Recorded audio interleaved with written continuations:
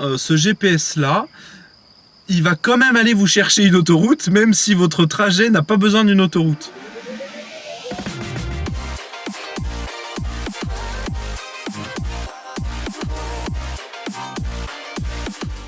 Bonjour et bienvenue sur Testland France. Aujourd'hui, je vais vous présenter un GPS d'une marque chinoise qui m'a été envoyé pour le tester.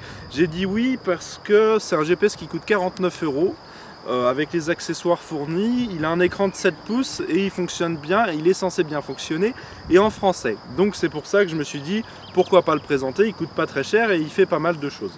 Donc ce GPS, c'est la marque SMX et il s'appelle Easy SMX. Donc c'est un grand GPS avec un écran tactile de 7 pouces avec une résolution de 800 par 480, c'est pas énorme, mais bon, au moins il est assez réactif au niveau du tactile. Il a un écran couleur et on va pouvoir faire pas mal de choses avec. Donc pour 49 €, nous avons donc le GPS, heureusement.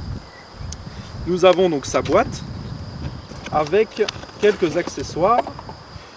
Il y a une ventouse pour pouvoir le fixer du coup sur le pare-brise de votre véhicule, on le verra tout à l'heure.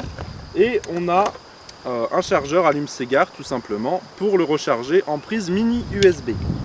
On va avoir aussi un câble mini USB vers USB pour le brancher sur un ordinateur pour éventuellement faire les mises à jour, même s'il y a aussi un emplacement de micro SD. Donc on va voir ce qu'il y a sur ce GPS. Donc on a l'écran à l'avant qui sera tactile, aucun autre bouton à part au-dessus le bouton démarrer arrêter ou pour le redémarrer. On va avoir sur le côté plusieurs connectiques, une prise jack 3,5 mm stéréo pour brancher sur votre système audio de la voiture ou sur un casque ou des écouteurs, même si c'est pas légal en France de toute façon, pour sortir le son du GPS ou des musiques ou des films que vous pouvez regarder avec. Un emplacement pour une carte micro SD jusqu'à 32 Go en plus des 8 Go internes à ce GPS. Et nous aurons la prise mini USB pour recharger et brancher le GPS. On aura un petit bouton reset à l'arrière, on aura donc des petits logos, tout ça. Donc c'est un petit processeur de 800 MHz qui n'est pas très puissant, épaulé de seulement 128 Mb de RAM. Et on verra que ce sera suffisant pour le faire fonctionner, a priori, vu ce qu'on a testé. Il ne faudra pas trop lui en demander. Au bout d'un moment, si vous faites beaucoup trop de choses avec, il va peut-être vous demander de le faire redémarrer vu qu'il n'y aura pas assez de mémoire.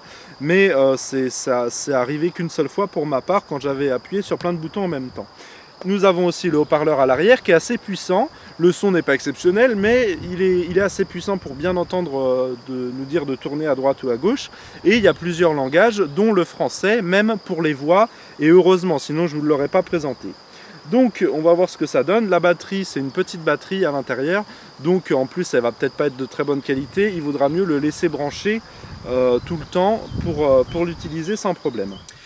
Donc comme vous pouvez le voir, on l'a installé avec je l'ai installé avec la ventouse. Donc là il démarre, Easy SMX.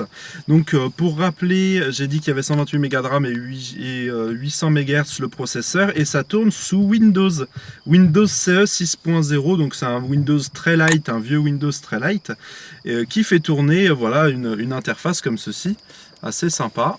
Et donc là, on avait mis une option dans les menus pour que le GPS se lance automatiquement. Et c'est iGo de Primo qui propose ça. Donc ils ont aussi des applications sur iPhone, tout ça. Ils proposent un GPS intégré. Donc c'est pas la marque Easy SMX qui le propose directement. C'est voilà une application de navigation. Il n'y a pas Android dessus. On ne pourra pas forcément rajouter des applications. Il y en a déjà. Donc là, on est vraiment dans le cœur de l'application GPS. Alors on va voir un petit peu rapidement comment ça fonctionne. Donc là on a notre carte, on peut voir où on est directement, donc ça se connecte assez facilement au GPS, il capte assez bien. Donc à présent on va lancer une destination, on choisit notre destination, donc on peut rechoisir une adresse, quelque chose, rechercher directement sur la carte avec un point en sélectionnant un point, des lieux d'intérêt, voilà, des stations d'essence, des aéroports par exemple, et on peut rechercher l'adresse directement. Donc pays France, ville mettons on met Nantes, la rue on met la rue qu'on veut, mettons...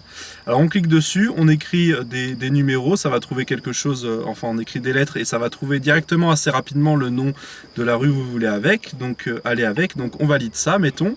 On met le numéro de la maison, donc mettons on met le premier de la rue, on valide. Et là ça va nous rechercher notre itinéraire. Donc déjà on voit où est l'endroit précisément pour voir si on ne s'est pas trompé. On peut faire suivant pour valider, on fait nouvel itinéraire ou destination finale, ça change rien. Et là, il va nous calculer. Donc nous, on a désactivé les autoroutes. On peut les réactiver et il va y avoir un point négatif dans ce GPS déjà. Eh bien, ce GPS-là, il va quand même aller vous chercher une autoroute, même si votre trajet n'a pas besoin d'une autoroute. Donc nous, on a eu ce problème-là au début, donc on s'est dit, bon, bah ça va même pas être utilisable. En fait, vous avez juste à décocher autoroute pour pas qu'il vous emmène obligatoirement dans une autoroute. Donc ça, c'est un bon petit point négatif et il faut le savoir, donc heureusement que vous avez regardé cette vidéo avant de l'acheter. Si vous l'achetez. Donc ici on a bien cet endroit là, on peut rezoomer dessus, voilà, et donc là on peut partir, il va nous dire tourner à droite, tourner à gauche. De toute façon, juste après on va vous faire un petit plan quand elle va nous parler justement. Donc on a mis une voix féminine française, il y a plein de langues différentes. Et un gros point positif de cette application Aigo sur ce GPS qui nous sert d'application GPS, c'est qu'il y a 51 pays compatibles, donc on peut traverser vraiment, aller partout en Europe avec ce GPS. Il y aura plein de pays compatibles et ça c'est vraiment très sympa. On va retourner au menu de base de ce GPS, donc on va sortir de cette application Aigo pour voir un petit peu ce qu'on peut faire d'autre. Donc on peut mettre des choses à l'intérieur dans la mémoire interne, de la musique, des photos, des films, et on peut aussi les rajouter du coup en mettant une carte micro SD. Donc on peut aller dans vidéo pour aller lire une vidéo, tout ça. Donc il y a plusieurs formats compatibles, ce sera pas exceptionnel, mais au moins si vous faites un trajet que vous connaissez très bien, vous prenez le GPS, vous l'enlevez vu qu'il y a la batterie intégrée ou même s'il est branché sur secteur. Vous avez un film qu'il y a dedans, vous le donnez derrière aux enfants, ils peuvent regarder leur film soit avec le haut-parleur, soit en branchant leurs écouteurs ou leur casque avec la prise jack. Donc ça c'est un bon point positif, il peut servir à plus de choses qu'un seul GPS. Il y en a d'autres qui le font, mais pour 49 € c'est quand même à signaler. Donc on peut aussi regarder des images, tout ça. Il y a quelques jeux, des petits jeux, donc il y en a certains qui sont sympas, voilà, c'est des jeux tout simples. Hein. Il y a la calculatrice, donc ça peut être pratique, il y a pas mal de choses comme ça. Un convertisseur, la radio FM, on peut choisir les langages, donc vous voyez, il y a pas mal de langages différents. Et on peut défiler en bas, donc on a le réglage du volume, de la luminosité, la restauration par défaut, le calibrage de l'écran qui de base fonctionne très bien. Configurer le navigateur, tout ça, dateur, l'USB et l'Explorer, on peut aller explorer, regarder un petit peu, c'est du Windows.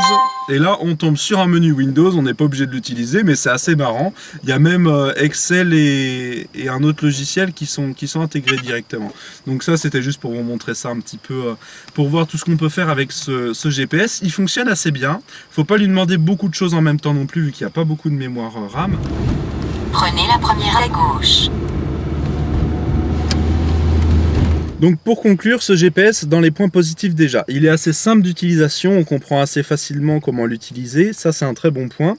Il a un grand écran, ce qui fait qu'on verra bien où tourner tout ça, et c'est assez pratique quand on veut écrire avec les lettres du coup pour notre destination. La navigation, donc elle est assez simple et intuitive, donc il nous dit de tourner à un certain nombre de mètres, tout ça. C'est un peu comme un GPS normal, il fonctionne bien et la voix est assez bien intelligible et assez puissante, donc ça posera pas de problème, à part si vous avez votre musique à fond dans la voiture, vous entendrez peut-être pas la voix.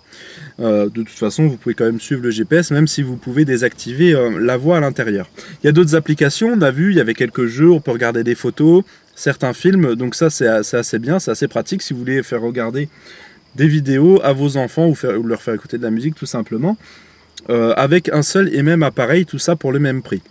De plus, il y a 51 pays, donc ça c'est assez bien. Et en plus, il y a un lecteur de carte micro SD, si on veut du coup rajouter des films. À présent, dans les points négatifs, la batterie qui est de 1500 mAh va pas être énorme et du coup, elle va pas tenir longtemps. Donc si vous voulez faire un trajet, n'oubliez pas le chargeur allume-cigare fourni. Surtout que la batterie, bon ça va pas être un produit très haut de gamme, donc la batterie risquerait de pas tenir longtemps. Et autrement, il peut planter des fois, donc faites attention. Il a déjà planté une fois parce qu'il y avait trop de mémoire utilisée, mais je l'avais utilisé un petit peu plus, et à des moments, voilà, quand on lui demande beaucoup de choses, des fois il faut le redémarrer. Mais bon, en règle générale, si vous lui choisissez sa destination, il va vous y emmener sans problème, surtout quand il est branché, donc ça posera pas de problème. Donc ce qu'il faut retenir, c'est que c'est un produit qui vaut son prix, il coûte pas très cher, 49 €. Il nous amène bien où on veut, on a plusieurs langues, on a 51 pays, on peut se déplacer dans toute l'Europe. Faites bien attention de ne pas sélectionner autoroute pour les petits trajets, sinon il va vous faire des longs détours. Mais vous verrez bien le problème parce que ça va vous mettre une grande ligne droite qui traverse toutes les routes pour arriver à un point précis quand il y a ce problème-là. Donc vous verrez bien s'il y a le problème ou pas, vous aurez juste à aller dans Options et désactiver autoroute. Donc si vous n'en attendez pas plus de choses que l'amener à sa destination et qu'en plus il puisse lire des films pour vos enfants qui sont dans la voiture, 49 €, ça reste un prix très honnête pour ce produit que vous pouvez acheter par exemple sur Amazon, là où il nous a été livré. Si vous avez aimé cette vidéo, vous pouvez mettre un petit like, vous abonner sur notre vidéo, sur notre chaîne YouTube, j'y arrive jamais avec ça, et nous suivre sur Twitter, sur Facebook, Rio Testland France. Et je vous dis à bientôt pour de prochains tests vidéo sur Testland France. Je crois qu'on va pas repartir. Ah mince.